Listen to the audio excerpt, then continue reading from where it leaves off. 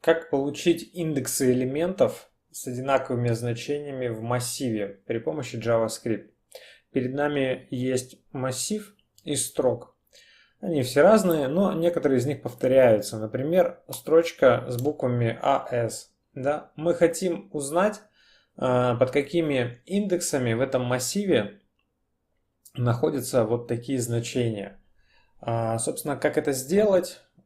Мы видим здесь, что у нас AS находится под третьим индексом, под 10 и под 11. То есть сейчас визуально мы понимаем, что у нас три элемента, и мы, собственно, хотим получить в итоговой нашей задаче троечку, десяточку и вот это вот значение 11. То есть именно индексы.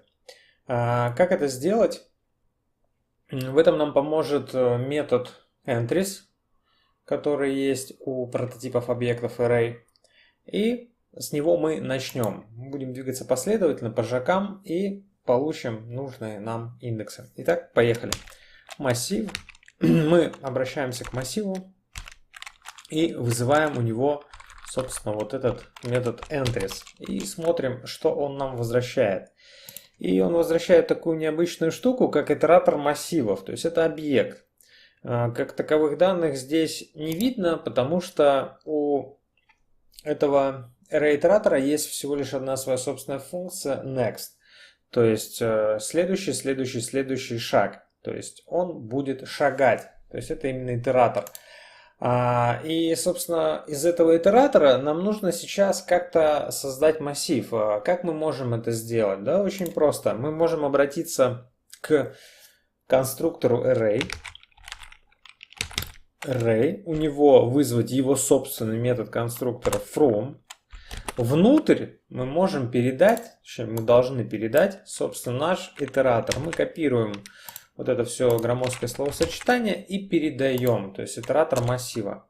В ответ мы получаем массив, элементами которого являются тоже массивы. Но плюс в том, что когда начал работу метод from, он вызывал каждый раз вот эти итерации next, next, next, next. То есть он ходил по всем вот этим элементам и каждый раз их вызывал. И возвращал вот такие вот пары. А парами по сути являются индекс и его значение. Но только теперь мы уже можем легко дотянуться до нужных нам значений. То есть вот AS, вот эта троечка. То есть как это мы будем делать?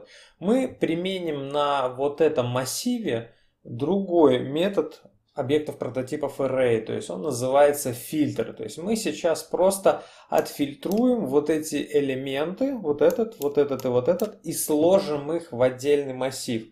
То есть как мы это будем делать? Снова возвращаем нашу команду, ставим точку и пишем фильтр. Отлично, это функция, круглые скобки. Внутри мы будем для каждого айтема, да, делать некие преобразования. То есть у нас фильтр работает по принципу условия.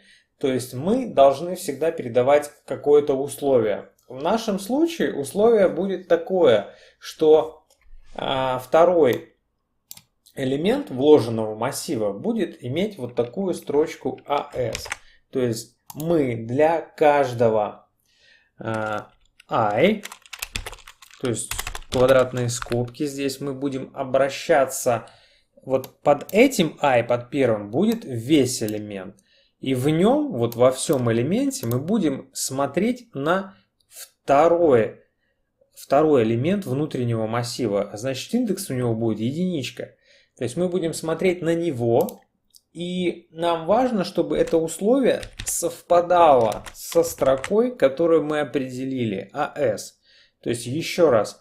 Мы передаем в фильтр вот каждый элемент. Это будет вот элемент. У него мы забираем, смотрим, что же под индексом 1. И проверяем. Если это значение AS строка, то мы будем возвращать, собственно, вот такие пары. То есть тоже массивы. Итак, давайте нажмем Enter и посмотрим, что у нас получилось. Отлично. Фильтр вернул нам уже очищенную версию всего вот этого большого массива. И мы уже совсем близко к нашему результату. У нас также есть троечка, десяточка и 11. Отлично. Мы уже близко. Все вторые элементы в вложенных массивах это AES, как мы и хотели. Теперь нам нужно пробежать еще раз по уже вот этому массиву и просто-напросто извлечь из него именно вот эти первые элементы, получается, под индексом 0. То есть делать мы это будем методом map. И для каждого i, то есть для каждого айтема, да, мы будем что делать? Мы будем обращаться к нулевому индексу, то есть к первому элементу и возвращать его.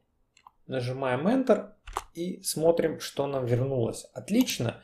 И вот мы получили массив с индексами, которые полностью соответствуют положениям первых, вот в первом массиве, то есть этих строк.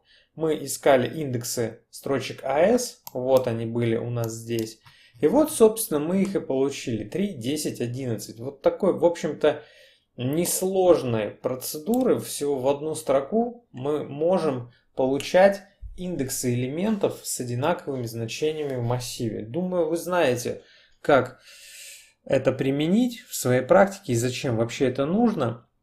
Поэтому благодарю за просмотр. Всего доброго.